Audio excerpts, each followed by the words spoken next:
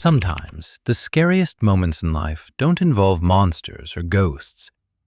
They involve the realization that someone, something, was closer than you ever imagined. This is my story, and it happened when I was just 11 years old. I remember the exact date, a Saturday in late July, suffocatingly hot, the kind of heat that makes old houses groan and settle. My parents had decided I was finally old enough to stay home alone for a couple of hours. Just a quick trip to the grocery store and the hardware shop, 2 hours tops. They gave me the usual rules: don't answer the door, keep the phone nearby, microwave something if I got hungry. Our house was built in 1963, back when crawlspaces were common beneath living rooms and foundations were just dirt and wooden beams. Ours had a small access panel behind the couch in the living room, a 2-by-3-foot square of plywood that my dad would pry open whenever he needed to check pipes or store holiday decorations. I hated that crawl space. Every time Dad opened it, cold, stale air would rush out, thick with the smell of damp earth and something else. Something sour, something wrong. I'd asked him once what it smelled like down there. He'd shrugged and said, "Old houses just smell like that." But I knew better. I'd look into that black square and feel something looking back. Bilingual, the day it happened, my parents left around 1 p.m. I watched them pull out of the driveway, felt that mix of excitement and nervousness that comes with new freedom. I locked the door behind them, grabbed a soda, and settled onto the couch to watch TV, some old action movie. I turned the volume up loud. I didn't like how quiet the house got when I was alone. About 30 minutes in, during a commercial break, I muted the TV to grab a snack. That's when I heard it. A sound, low, rhythmic, coming from beneath me. At first, I thought it was the refrigerator humming, or maybe the air conditioner kicking on, even though we didn't have the AC running. It was broken that summer. I stayed still, listening. The sound continued, and then I recognized the pattern. Breathing. Deep, slow, deliberate breathing. The kind you hear when someone's sleeping next to you, their chest rising and falling in steady rhythm.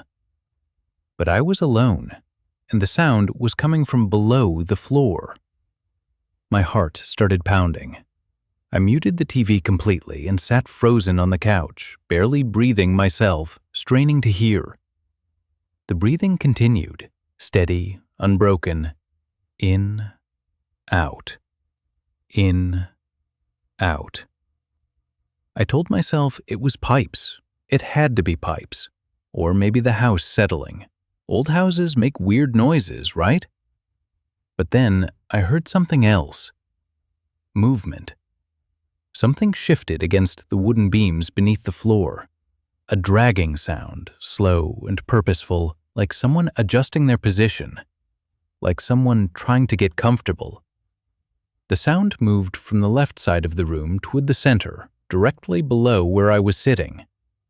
Blindness, I shot up off the couch, my legs shaking. The breathing didn't stop. It was louder now, more distinct. I could hear the slight whistle of air moving through a throat.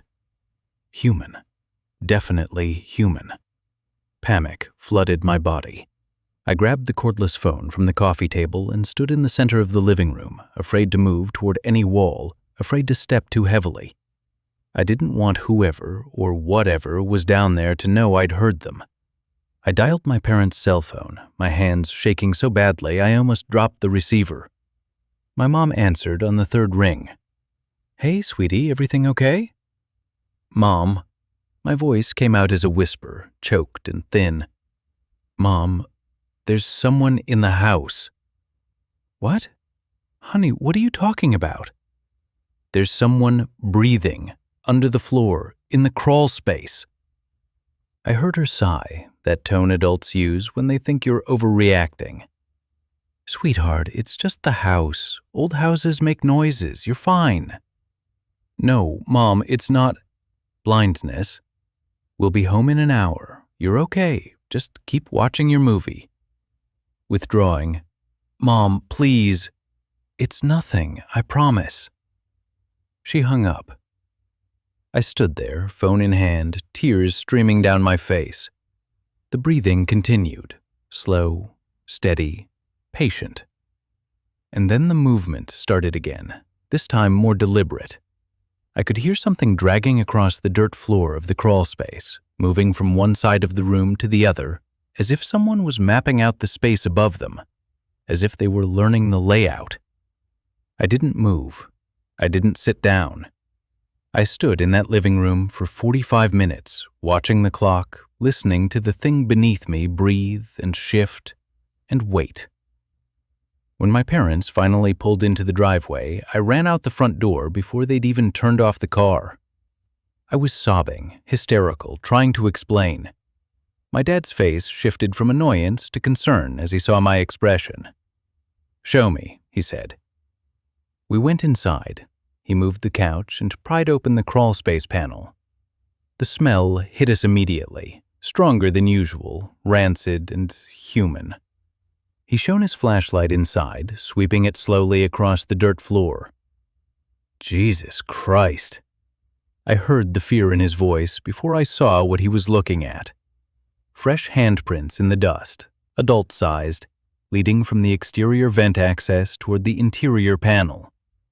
And in the far corner, wadded up and filthy, was a blanket, stained, reeking, definitely not ours. The wolf had been down there. The wooden panel that was supposed to lock, it never locked properly. Dad always said he'd fix it. The exterior vent was wide enough for an adult to squeeze through if they were determined enough. We called the police. They searched the crawl space, took photos, dusted for prints. The officer told us that transients sometimes used crawl spaces to sleep during the day, especially in summer. They'd come and go through outside vents, staying hidden, waiting until the house was empty to move around. But our house hadn't been empty. I'd been right there, right above them. The officer asked if I'd noticed anything missing. I hadn't. He said sometimes they just wanted a place to sleep. Sometimes they watched. Sometimes they waited. We moved 3 months later. My parents didn't say it was because of that day, but I knew. I never stayed home alone again. Not in that house. Not in any house. And sometimes, late at night, I still think about those hours I spent on the couch, watching TV, eating snacks, completely unaware that someone was 3 feet below me, breathing in the dark. To this day, I don't know who that person was or how long they'd been living beneath our home. But I learned something important that day. The scariest thing isn't what you can see. It's what's been there all along, just out of sight, waiting. Technology is supposed to make us feel safer, more connected. But sometimes it does the opposite. Sometimes it lets you know you're not alone, even when you should be. I was 10 years old when this happened, and even now, more than 15 years later, I still won't have a landline in my home. My parents had gone to a dinner party 2 streets over, close enough that they felt comfortable leaving me for a few hours. They'd given me a walkie-talkie, their cell number on a Post-it note stuck to the fridge, and instructions to call if anything felt wrong. Pillows, our house was a 2-story colonial built in the early 80s. My bedroom was downstairs in what used to be a den, and my parents' room was upstairs along with a guest room and a bathroom. I never went upstairs at night if I could avoid it. It was always colder up there, like the heating didn't quite reach. And the hallway had this strange acoustics. Sounds would echo in a way that made you feel like someone was repeating your footsteps just behind you. We had an old landline phone system with 3 extensions, one in the kitchen, one in my parents' bedroom, and one mounted on the wall in the upstairs hallway. My mom liked having the hallway phone because she could answer it on her way to the bathroom at night. I hated that phone. It had a long, coiled cord and beige plastic that had yellowed with age. And sometimes, late at night, I'd hear it rattle softly like someone had brushed against it. My parents left around 7 p.m. I made myself mac and cheese, watched some cartoons, felt pretty grown up and independent. Around 8 p.m., I was sitting at the kitchen table drawing when the phone rang. The sound was jarring in the quiet house, a shrill, old-fashioned ring that seemed too loud. I picked up the kitchen extension. Hello? Fingerprints. Not dead air, there was a connection, I could tell. I could hear the faint static of an open line. And then, underneath that static, I heard something that made my skin go cold. Brushing. My breathing. It was like someone was holding another phone in the house, listening to me, and I could hear myself through their receiver. A slight delay, an echo effect. My own breath played back to me a half-second late. Blankets? Hello? I said again, quieter this time, my voice shaking. I heard my own whisper repeated back. Hello? Just a fraction of a second behind. Then the line went dead. Click. Dial tone. I stood there, holding the phone, my hand trembling. I looked at the caller ID display on the kitchen phone. It was an old LCD screen, pale green letters on black. It read, Upstairs Hall. Forbidden. My heart stopped. Someone had just called me from inside the house. I put the phone down slowly, staring at the ceiling, listening. The house was silent. No footsteps, no creaking, nothing. But someone had just used the upstairs hallway phone to call me. I grabbed the walkie-talkie and tried to reach my parents, but I couldn't get through. They were probably out of range or inside the house they were visiting. I tried their cell phone. It went straight to voicemail. I stood in the kitchen, frozen, listening to every sound, the hum of the refrigerator, the distant sound of a car passing outside, the ticking of the clock on the wall. Then the phone rang again. I stared at it, terrified. It rang 3 times before I forced myself to pick up. Hello? Silence, static. My own breathing again echoed back to me through the line.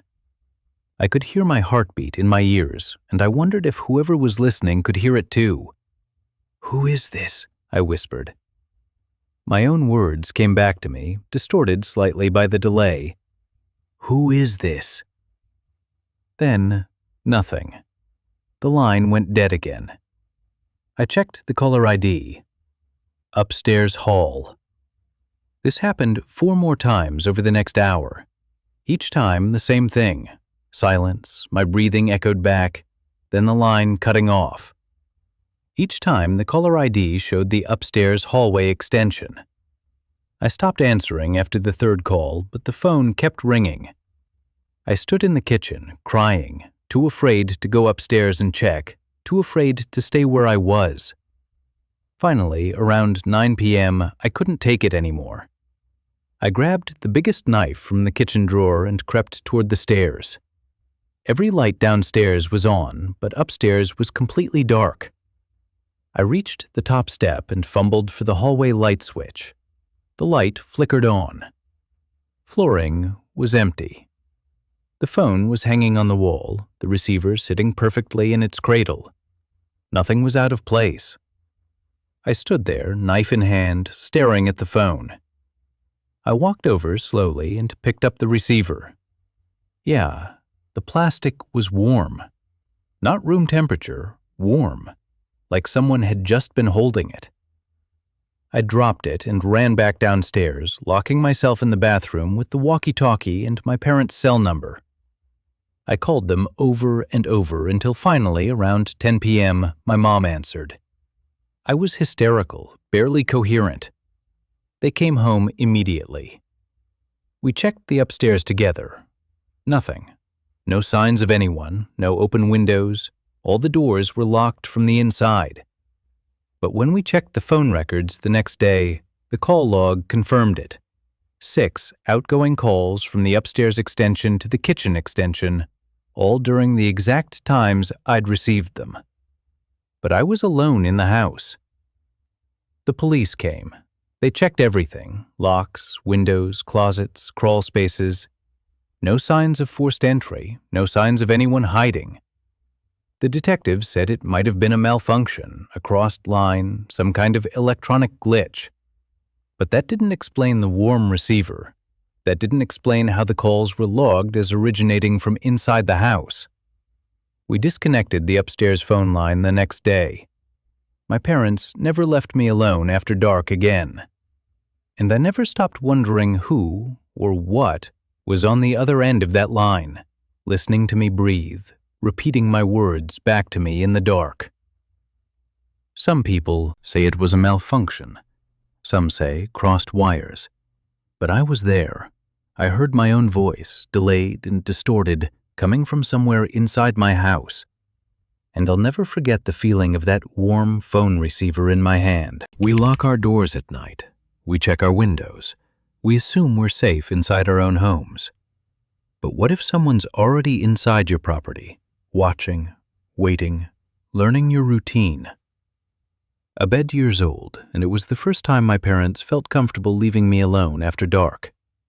My older sister had a volleyball tournament an hour away, and they'd be gone until almost midnight. They left me with pizza money, the house phone, their cell numbers, and strict instructions to keep everything locked. Our backyard was big, almost half an acre, with a wooden privacy fence and a large storage shed near the back corner. The shed was probably 10 by 12 feet, painted dark green, with a single door that never quite closed properly. My dad kept lawn equipment in there, tools, paint cans, camping gear. I'd helped him organize it plenty of times, but I never liked being in there. It smelled like gasoline and rust, and there were gaps between the planks where you could see slivers of darkness, like the walls weren't quite solid. My parents left around 6 p.m. I ordered pizza, watched TV, did some homework. I felt proud, mature, responsible. Around 9 p.m., I went to the kitchen to get a soda. The kitchen had a sliding glass door that looked out onto the backyard. We had a motion sensor floodlight, but it wasn't on. That's when I noticed. The shed door was wide open. I stopped, soda in hand, staring through the glass. The door was swaying slightly in the wind, hanging open at an angle. I knew my dad had closed it that morning. I'd watched him. He always closed it. He was paranoid about raccoons getting in and making nests. I stood there, watching, telling myself the wind must have blown it open. But the door was heavy, and there was no wind. Then I saw it. A shadow moved inside the shed. A shape, tall, human-shaped, moving deliberately from one side to the other. Someone was in there. I dropped to the floor, heart pounding, crawling below the window line. I grabbed the cordless phone from the counter and dialed 911, whispering frantically, "Someone's in my backyard, in our shed. Please, I'm home alone." The dispatcher kept me on the line, asking for my address, asking if the doors were locked, telling me police were on the way. I stayed low, peeking through a gap in the curtains. Confined from the shed, a man, tall, wearing dark clothing, jeans, and a hoodie. He was carrying a bag, a dark backpack slung over one shoulder. He walked slowly toward the fence line, like he was in no hurry. Then he stopped and turned. He looked directly at the house, directly at the sliding glass door, directly at me. Administered if he could see me through the curtains, but he stood there, staring for what felt like an eternity. Then he started walking toward the house. Slow, deliberate steps across the grass, his face hidden by the hood. I scrambled backward, still on the floor, phone pressed to my ear. The dispatcher was saying something, but I couldn't hear her over the sound of my own heartbeat. The man reached the patio. He stopped at the sliding door, just feet from where I was crouching. I could see his shoes through the gap at the bottom of the curtain, dirty work boots, caked in mud. He stood there for 10 seconds, 20, then he moved to the side, out of view. I heard him testing the side gate. The latch rattled, then footsteps moving around the side of the house. I crawled to the front door and ran outside, standing on the front porch in the glow of the porch light. I wasn't going to stay inside with him circling the house. Police arrived less than 5 minutes later, lights flashing, 2 officers with flashlights. I pointed to the backyard, sobbing, trying to explain. They went around the side of the house, calling out commands. They found him hiding behind our air conditioning unit. He was crouched there, pressed against the house, less than 10 feet from where I'd been standing inside. He didn't run, didn't resist, just put his hands up and let them cuff him. When they searched him, they found the backpack. Inside, a sleeping bag, a flashlight, food wrappers, a water bottle, and photos. Dozens of photos of our house, taken from different angles, front yard, backyard, side windows, close-ups of our locks, pictures of our cars in the driveway. The detective told us later that the man had been living in our shed for at least a week, maybe longer. He'd been coming and going through the back fence, sleeping during the day, leaving at night after we went to bed. He'd been watching us, learning our schedules. The detective said the photos suggested he was planning something more than just sleeping in our shed. Flames, he asked me if I'd noticed anything unusual in the past few weeks. I had. Small things, tools moved in the shed, the latch on the back gate left open, the motion light not working. We'd thought it was just normal house stuff, but it wasn't. The man wouldn't talk, wouldn't give his name, he had no ID. They ran his fingerprints and found a record in another state, breaking and entering, stalking, assault. He'd been on probation. He'd skipped town. We pressed charges, installed cameras, changed all our locks. My dad tore down the shed the next weekend. But I never felt safe in that house again, because he'd been there, for days, maybe weeks, watching us through the gaps in the walls, waiting for the right moment. And if I hadn't looked out that window, if I hadn't called the police, what would have happened when he made it inside? The police said I did everything right. They said I was smart, calm under pressure. But I didn't feel smart. I felt lucky. Because he was so close, and I never even knew he was there until it was almost too late. There's a certain kind of fear that comes from repetition. A sound that happens once is startling. A sound that happens over and over, methodically, with no explanation, that's something else entirely. I was 9 years old, and staying home alone after school was routine by then. My mom worked a late shift at the hospital 3 days a week, and she'd get home around 4:30 p.m. I'd get off the bus at 3:15, let myself in with the key I kept on a lanyard around my neck, and follow the rules. Lock the door behind me, don't answer the door for anyone, don't use the stove, call Mom if anything felt wrong. Rightness was a small, ranch-style home on a quiet street. The front door was solid wood with no window, and the porch had no camera, just a concrete slab with a railing and a dying potted plant my mom kept forgetting to water. I'd done this routine dozens of times without issue. Communicator, I got home, locked the door, dropped my backpack, and made myself a snack. I was sitting at the kitchen table, eating crackers and watching cartoons on the small TV we kept on the counter, when I heard it. Knock on the front door. Slow, deliberate, evenly spaced. Knock, knock, knock. I froze, cracker halfway to my mouth. My mom had told me never to answer the door, so I stayed quiet, waiting for whoever it was to leave. Probably a delivery person or someone selling something. 30 seconds later, it happened again. Knock, knock, knock. Same rhythm, same force, exactly the same. I got up and tiptoed to the front door, standing on my toes to look through the peephole. I could see the porch, the railing, the street beyond, but no one was there. I backed away from the door, confused. Maybe they'd left. Maybe they were walking back to their car. But then it happened again. Knock, knock, knock. I looked through the peephole again. Still no one. The knocking continued, every 30 seconds, like clockwork. 3 knocks, perfect rhythm, same intensity. Knock, knock, knock.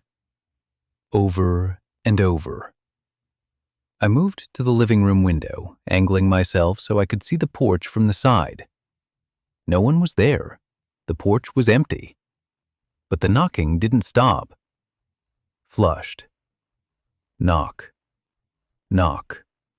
Knock. My hands started shaking. I ran to the kitchen and grabbed the cordless phone, dialing my mom's work number. It rang 4 times before going to voicemail. I tried her cell. Voicemail again. The knocking continued, relentless, mechanical. Knock. Knock. Knock. And then it moved.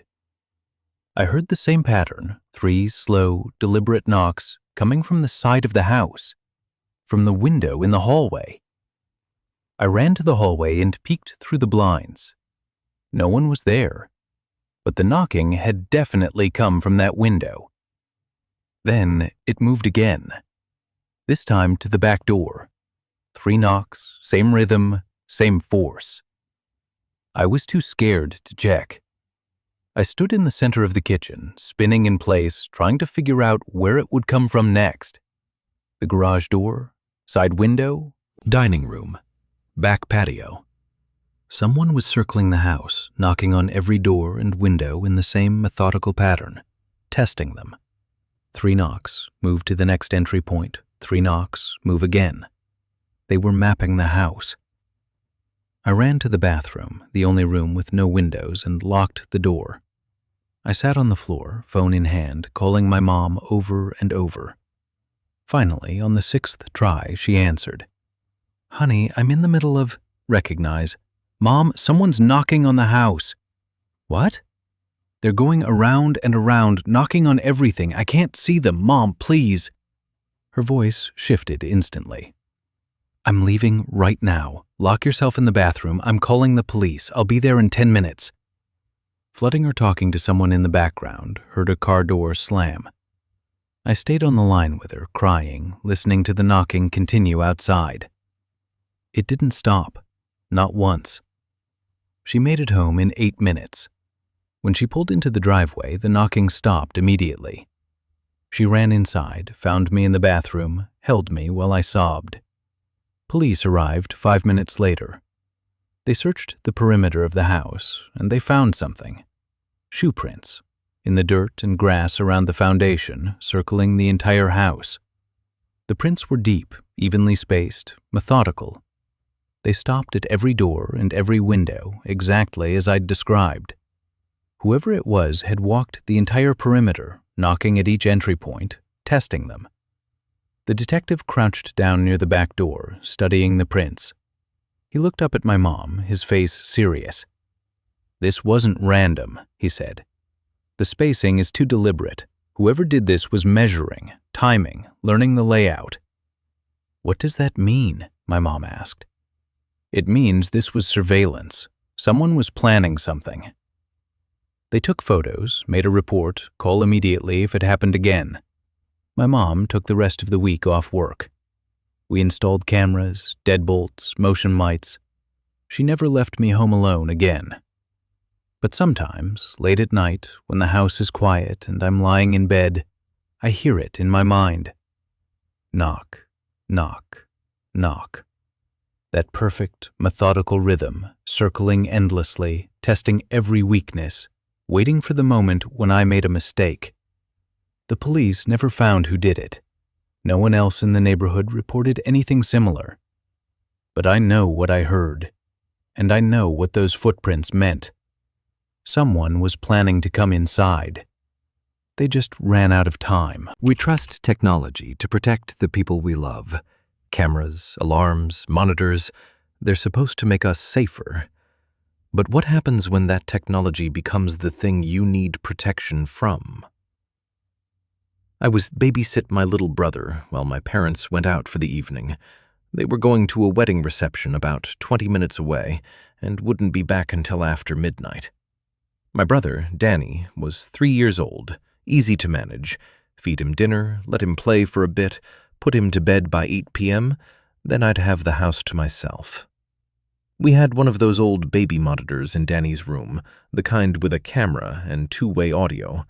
The receiver sat on the kitchen counter, and I could hear every sound from his room, his breathing, the rustle of his blankets, the occasional sleepy mumble. I liked having it on. It made me feel responsible, like a real caregiver. Danny went down easy that night. By 8:15, he was out cold, his little chest rising and falling on the grainy monitor screen. I made myself a snack and settled on the couch to watch TV. Compensated 9 p.m., I heard static crackle from the monitor. I glanced at the receiver on the counter. The screen showed Danny still asleep, but the audio was cutting in and out, sharp bursts of static like interference. I figured it was just a glitch. The monitor was old, probably needed new batteries. Then I heard a voice. Not Danny's voice, an adult voice. Male, low and gravelly, distorted slightly by the static. "Is anyone there?" I sat up, heart pounding. I stared at the monitor. Danny was still asleep. The voice hadn't come from him.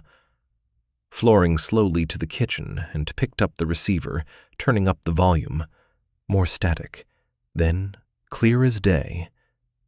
"I can hear you breathing." My blood went cold. Fireplace to Danny's room, pushing the door open.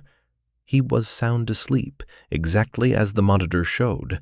The camera was blinking its little red recording light. The transmitter unit sat on his dresser, untouched. I picked it up, hands shaking, and whispered into the microphone. "Who is this?" Unlocking. Nothing. Just static. Then the response came, immediate and chilling. "I'm watching." Forging, I dropped the transmitter and grabbed Danny out of his crib. He woke up, groggy and confused, but I didn't care. I carried him downstairs and locked us both in my parents' bedroom, the receiver still in my hand. I checked the monitor's settings. It was on channel 3, a common frequency for these old models. Someone nearby must have had a matching baby monitor, and the signals were crossing. That had to be it. Just a creepy coincidence. But that didn't explain how they knew someone was listening. And it didn't explain what they said next. "You have a blue shirt on." I looked down. I was wearing a blue shirt. Panic flooded my body. I ran to the window, careful to stay behind the curtain, and looked out into the dark street. Most of the houses had their lights on, normal evening glow. But across the street, in the house that had been for sale for almost a year, I saw something. A faint glow, second floor, front window. Someone was in that empty house. I grabbed my parents' cell phone from the nightstand and called 911, whispering frantically, trying to explain. Danny was crying now, confused and scared.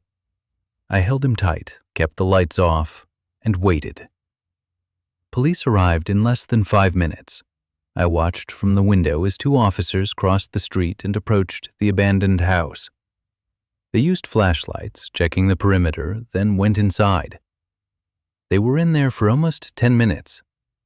When they came back out, one of them walked over to our house. I met him at the door, still holding Danny. "We found evidence someone's been squatting in that house," the officer said. "Camping chair by the window, food wrappers, empty cans, and a baby monitor set to channel 3. Perpendicular. They could see into your house from that window, direct line of sight to your living room and kitchen." "Did you find them?" I asked, my voice shaking. He shook his head. "They ran when they saw us pull up. Probably went out the back. We're canvassing the area, but..." He paused, looked at me seriously. "Whoever it was has been there for a while. We found receipts dated back 2 weeks. 2 weeks. Someone had been watching our house for 2 weeks, using a baby monitor to listen to us, to see when we were home, to learn our routines." My parents came home 20 minutes later. I was still shaking, still holding Danny, unable to let him go. They called our family, packed bags, and we stayed at my grandparents' house for the next 3 days while police finished their investigation. They never caught the person. No fingerprints, they'd worn gloves. No ID, no witnesses. Just evidence of someone who'd been living in that empty house, watching hours, waiting. Contemplated the next month. My parents didn't say it was because of that night, but I knew. We sold the house within 3 weeks, took a loss, moved across town. I never babysat at night again. And I never trusted any device with a camera or microphone. Because sometimes, when you think you're watching over someone, someone else is watching you. They say it was probably just a squatter, someone looking for valuables, someone who ran when they got caught. But I remember that voice. I remember how they knew what I was wearing. And I'll never forget the feeling of being watched through my own technology, in my own home.